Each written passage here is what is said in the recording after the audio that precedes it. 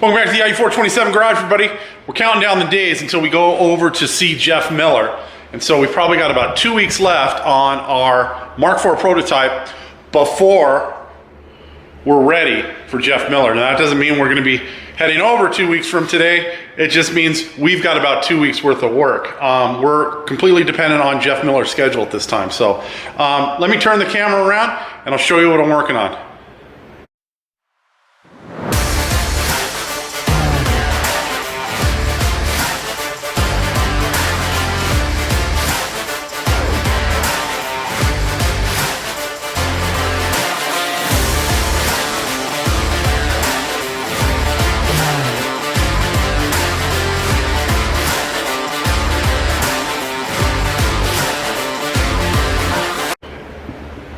I've been working my little tail off this week trying to get a lot of the smaller stuff done on the car. Stuff that I didn't finish up before we moved the shop, and that quite honestly has been hanging over my head as a heavy weight on my shoulders because there were things that had I done when I was just doing the rest of the work, like the carpeting, it would have been so much easier because I had all the stuff out. You know, I had the spray glue out, I had all of my utensils and straight edges and everything else, and after the move I still can't find my straight edges. I think they are in the F350 workbench under the tonneau cover, which has all of the parts to finish this car sitting on top of it, and I'm not in the mood to move all that stuff to get in there to find my straight edge. So I may do with what I had here around the shop now, and I've got those carpeting pieces finished up. Now I've also got our seatbelt bezels in.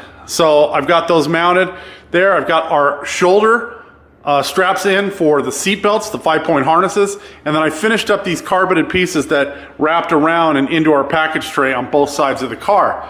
The other thing that I did is I finished up all of the carpeting in the trunk. So if you remember, I had this piece that was still left to do. I had the bottom of the trunk. I had this piece that wraps around and into the trunk, and then I had a piece from about here down to there to finish, plus the inside bottom of our drop trunk. All that's done now. I even went so far as to finish up the wiring ready for Jeff Miller. Now I got a comment on the Facebook page the other day about these straps, the zip ties that I've got holding the LEDs in place. This is why I did it. The adhesive will probably be more than enough to hold those in, and it has been in the past. But as you're wiring over on this end, I started and I put one strap over here just to keep tension against that adhesive so that I wasn't pulling it down while I was trying to wire in our tilt switch, because you see our tilt switch is right here, and if I turn it up, you can see the lights go on and off. So I just decided, you know what, I'm just gonna give this adhesive every chance that I can to keep it in place. And so every other light, basically, I put a zip tie in there to hold that in place. I may cut those off. If, when the trunk is all done and you can't see them, I may just leave them. Because quite honestly, it's holding that LED strip of lights that Factory 5 provides with the kit. They provide it so you can put it under the dash. And we have different under dash lights, and so I used it back here in the trunk. So I'm just playing this one by ear. I don't know. I may keep the tie wraps on there if you can't see them, like I said, or if you can and the adhesive has had a good chance to set up, because I actually hit the bottom of that bar, that arced bar, with some lacquer thinner to make sure it was good and clean before I peeled off the backing for that adhesive. So it should be good. We'll see. I've got the access covers cut out on both of these. I still have to cut my holes for our bumpers to come through, one here and one here. Those will get done here pretty quick, but the trunk is pretty much done. Inside the car, I've got both of the outer footbox sides carpeted and installed. Now, if you notice, there's some silicone squeeze out here. I'm not too concerned about that. I just finished this top piece up, but once that silicone dries, I'll run a single edge razor blade down the seam, and then that stuff will just roll off with your finger, and nobody will see it. Also, the body sits right on top of here, so you're not going to see it. I'm still going to go through and I'm going to fill all of the little gaps, the cavities where the corners come together. I've got some black silicone sealant or whatever the owner had provided me when he dropped off the kit. I think it's a polyurethane sealant. We're going to hit this. We're going to hit this. All the areas around the round tube that sticks out of the passenger side, that's going to get sealed up as well. So that's stuff that I'll probably do last minute before we take this over to Jeff Miller. I'll probably do that. I'll do the spring modifications for the door latches. I'll get all of the hardware ready for Jeff and packed so that when we go over to see him, we've got everything we need. And then I'll do one final wipe down of every area of the chassis that we won't be able to get to once the body goes on. Now, I'm working on the seat mounts as a carryover from last week. I'm going to do things a little bit different. This time I'm going to attach the submarine belt to the actual Breeze seat base. So I drilled a 1/2 inch hole in here. That's going to allow our bracket, which I'm going to actually put underneath here with a spacer, to bolt to the seat base and then project out and around the front of the seat. Now, if you notice, I've got a sheet of white paper.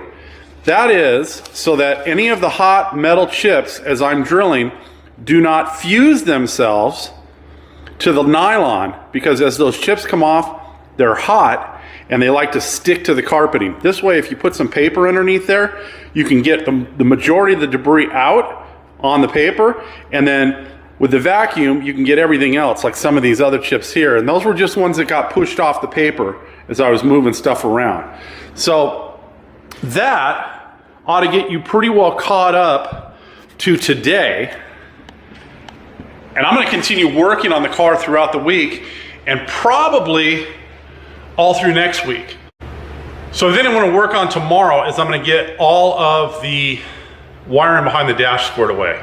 I do have the dash in, but I think I told you in the last video, we're going to probably pull that out one or two more times maybe in order to get all the wiring kind of squared away, you know, strapped back in place.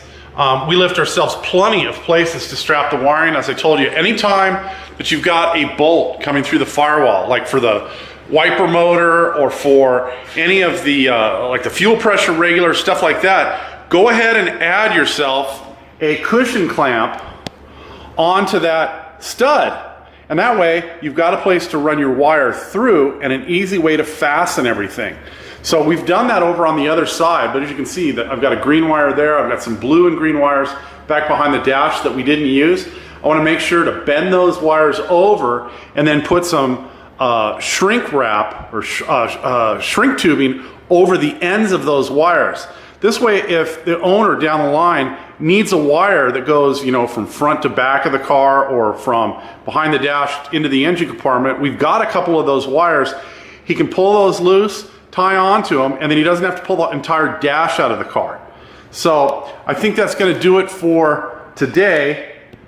I'll catch up with you guys tomorrow night.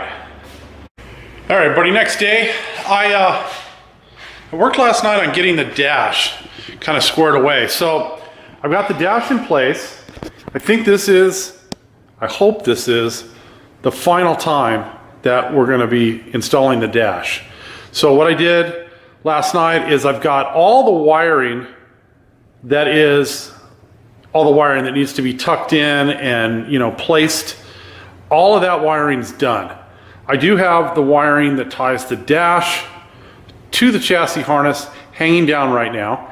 That will get put in place when our under dash panels go in. And then I've got the ignition switch, which is out and just kind of hanging below the dash now, along with the dimmer switch that controls the backlighting for the gauges.